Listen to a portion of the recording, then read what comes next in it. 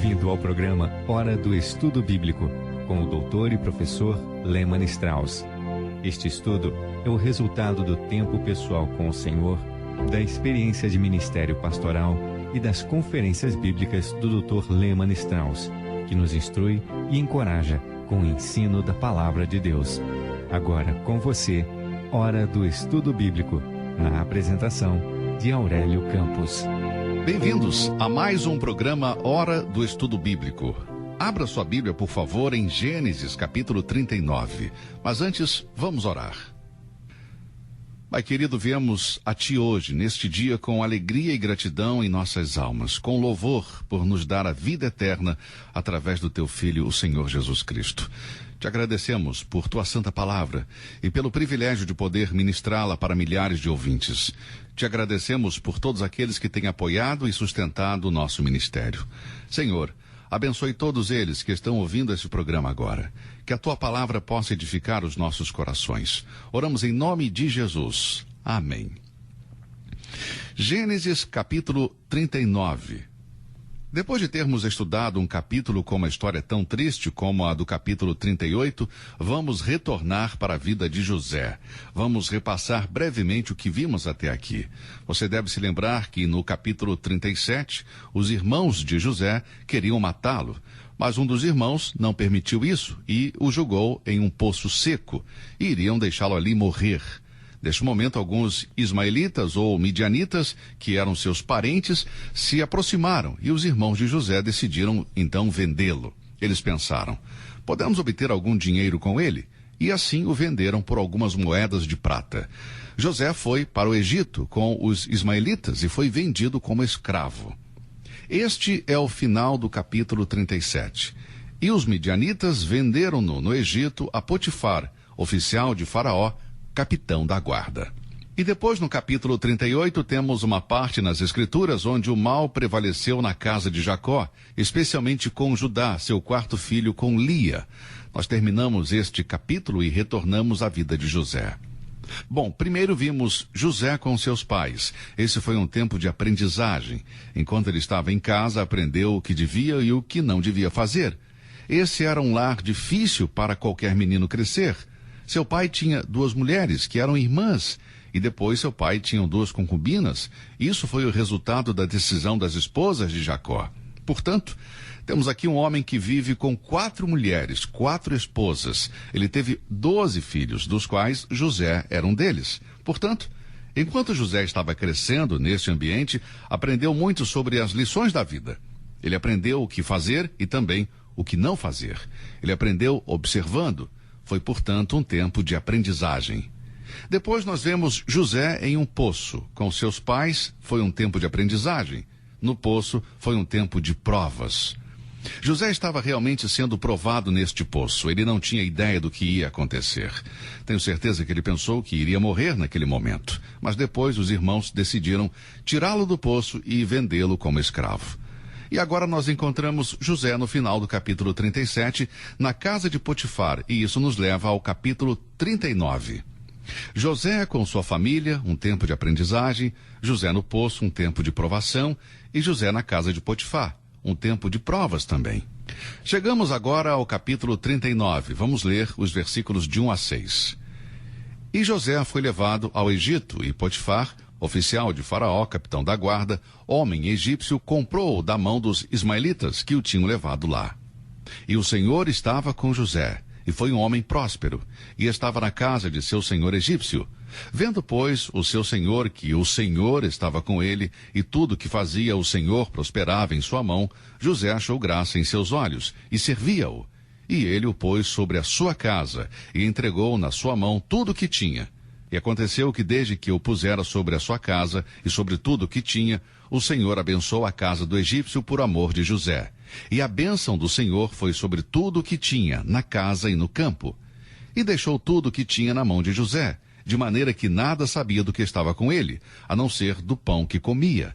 E José era formoso de porte e de semblante. Eu quero que você observe como José desfrutava de certas coisas durante este tempo de provação. Esses anos na casa de Potifar foram certamente um tempo de provas. José tinha 18 anos quando foi levado para o Egito e vendido como escravo. Ele tinha mais de 100 anos de idade quando Deus finalmente o trouxe de volta do Egito para Canaã. Portanto, ele teve um longo tempo de prova.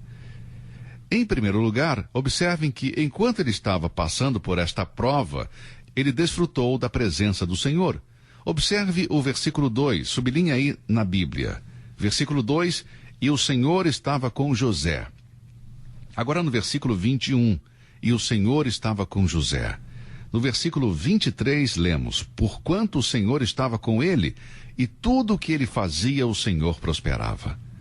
3 vezes, neste capítulo, fala que o Senhor estava com José. José, portanto, desfrutou da presença de Deus no meio da provação. Este foi o tempo que José mais precisava do Senhor, mais do que qualquer outro momento em sua vida. Sabemos que todos os filhos de Deus desfrutam da presença do Senhor. Sei que eu estou falando com alguns de vocês que estão passando por provações, por águas profundas, por momentos difíceis. Este é um tempo de provas para você.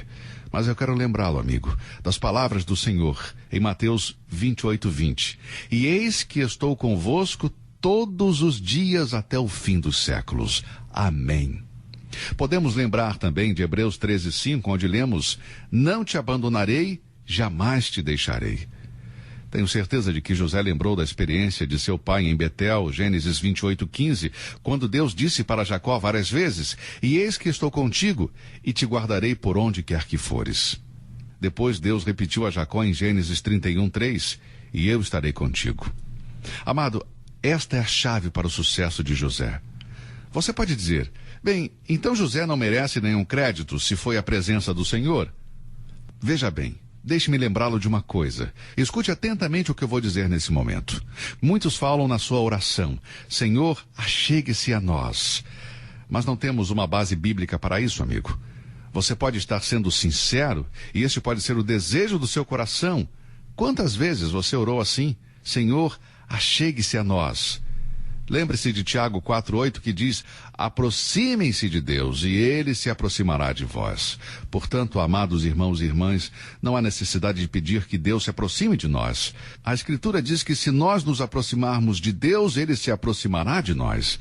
E isso nos mostra que José estava andando em comunhão ininterrupta com Deus. José tinha se aproximado de Deus na hora da sua provação e agora a presença do Senhor estava com ele.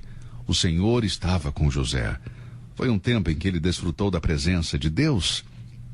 E depois houve um tempo em que ele desfrutou da prosperidade do Senhor. Vamos ler o versículo 2. E o Senhor estava com José, e foi homem próspero, e estava na casa de seu senhor egípcio. O homem pode prosperar quando está passando por provações? Absolutamente. Ele pode prosperar espiritualmente, fisicamente, emocionalmente, intelectualmente e materialmente. José prosperou. Ele desfrutou da prosperidade do Senhor. Creio que José deve ter sido um homem de boa aparência, um jovem pontual, amigável, eficiente. Como eu sei disso? Bom, leia os versículos de 3-6. Vendo, pois, o seu senhor, que o Senhor estava com ele, e tudo que fazia o Senhor prosperava em sua mão, José achou graça em seus olhos, e servia-o. E ele o pôs sobre a sua casa, e entregou na sua mão tudo o que tinha. E aconteceu que desde que o pusera sobre a sua casa e sobre tudo o que tinha, o Senhor abençoou a casa do egípcio por amor de José. E a bênção do Senhor foi sobre tudo o que tinha, na casa e no campo. Como podemos ver, o chefe de José reconheceu que Deus estava com ele, pois ele era um servo fiel do Senhor. Observe que Potifar é chamado 3 vezes de egípcio. Você percebeu isso na leitura? Versículo 1, capitão da guarda, homem egípcio. Versículo 2, na casa de seu senhor egípcio. Versículo 5, a casa do egípcio. 3 vezes esse homem foi chamado especificamente de egípcio. E o que isso quer dizer? Quer dizer que Potifar era um pagão que adorava ídolos. Mas, apesar de toda a sua idolatria e paganismo, ele respeitava o servo do Senhor. Que oportunidade maravilhosa para José, neste tempo de prova, desfrutar da presença de Deus, a prosperidade de Deus e o respeito do seu Senhor. Potifar deu a José a administração de todos os seus bens. Ele estava no comando de toda a riqueza de Potifar. Muitas vezes, em circunstâncias adversas, os cristãos se queixam, ao invés de procurar maneiras de honrar a Deus e glorificar o Senhor Jesus nelas e através delas. Eu creio que devemos aprender que, em meio às adversidades da vida, podemos ser abençoados por Deus, podemos desfrutar da presença dele, da sua prosperidade e respeito. Eu tenho certeza que você já ouviu falar sobre uma mulher chamada Corrie ten Boom. John Phillips escreveu uma história interessante que, naturalmente, é simplesmente uma reiteração do que já havia sido escrito sobre Corrie ten. Quem iria pensar que algo bom poderia vir de um campo de concentração nazista? Certamente, quando Corrie estava presa lá, com o número de prisioneiro 66730, deve ter pensado qual seria o seu futuro. E nesse lugar de terror e de tormento na Alemanha nazista, esta serva fiel e dedicada de Deus decidiu que, se ela tivesse que viver naquele lugar infernal, onde o único meio de saída para um defensor dos judeus era o incinerador, se tivesse que enfrentar a morte todos os dias, se ela tivesse que viver diariamente com as atrocidades, se ela tivesse que passar pela humilhação e intimidação, se ela tivesse que ser castigada, passar fome, ser aterrorizada dia e noite, então ela seria a melhor prisioneira do campo de horror nazista. Ela seria cristã. E assim, no Galpão 28, ela dava aulas bíblicas para as suas companheiras de como enfrentar a vida e a morte com o Senhor Jesus Cristo. E como resultado da sua agonia, Deus abriu a porta a essa mulher para um grande ministério em todo o mundo. Sua história foi publicada, contada em vários lugares e filmada. Sua história ainda hoje tem desafiado milhões de pessoas. Muitas vezes ela deve ter perguntado: se ela havia arriscado sua vida para salvar judeus perseguidos, por que Deus permitiu ela ser jogada sobre uma cama de madeira com mais de 80 mulheres aterrorizadas, empilhadas de modo que mal podiam respirar? Por que teria que passar sede, nudez, por esse horror, pela tristeza por ocasião da morte de sua irmã? Mas agora ela sabe, através de sua vida e ministério, milhares de pessoas entregaram suas vidas a Cristo. Sim, Deus faz tudo para o bem. Ele transforma momentos difíceis, provas, em bênçãos. Portanto, foi dada para o jovem José a tarefa de se tornar o melhor escravo que Potifar tinha. E isso serve de lição para nós hoje, amigo. Não importa a posição que você exerça no seu trabalho, seja o melhor que você puder, para a honra e glória de Deus, não somente para o seu chefe, mas para honrar o nome de quem você serve. Potifar notou isso, porque conhecia os homens, estava acostumado a dar ordens, e logo ele viu que neste escravo havia algo diferente, todas as qualidades de um bom administrador. José era leal, ele podia confiar nele, ele trabalhava duro, cooperava com os outros, era um líder natural. Ele era criativo, descobria a maneira como as coisas eram feitas e estava sempre disposto a assumir mais responsabilidades. Ele fazia bem o seu trabalho, ele sempre estava a favor da causa do seu Senhor, ele nunca perdeu a oportunidade de continuar aprendendo e melhorando. O seu entusiasmo contagiava os outros, ele planejava com antecedência, olhava para o futuro. Há poucos homens como José hoje em dia. Um jovem de 18 anos... vendido como escravo? Eu gostaria que vocês observassem mais uma coisa. Potifar observou outras coisas também neste escravo. Coisas relacionadas com as crenças religiosas de José. Porque este jovem não escondia sua fé. Talvez Potifar questionava sobre esse estranho Deus Jeová sobre quem ele falava. E possivelmente soube como os antepassados de José haviam ido para Canaã em obediência ao verdadeiro Deus. E que uma aliança tinha sido feita entre Deus e o pai de José, o seu avô e bisavô. E provavelmente José contou a Potifar como o Deus eterno havia falado com ele 2 vezes em sonhos. Bom, o testemunho de José deve ter deixado sua marca, pois lemos isto no versículo 3.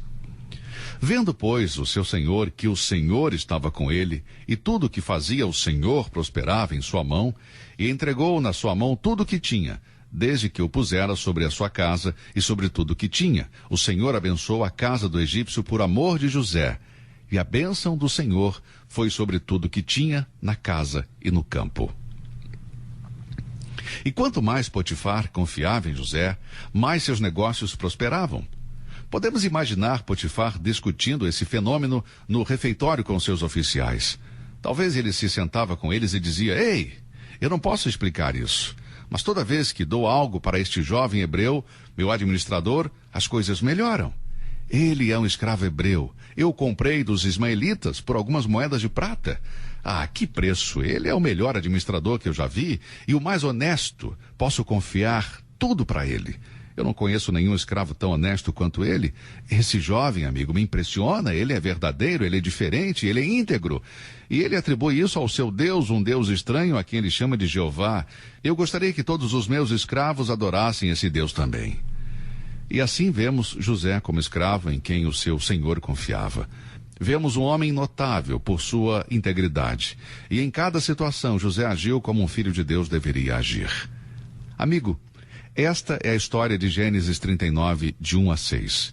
Ela é muito interessante, é encorajadora. José com seus pais, um tempo de aprendizagem.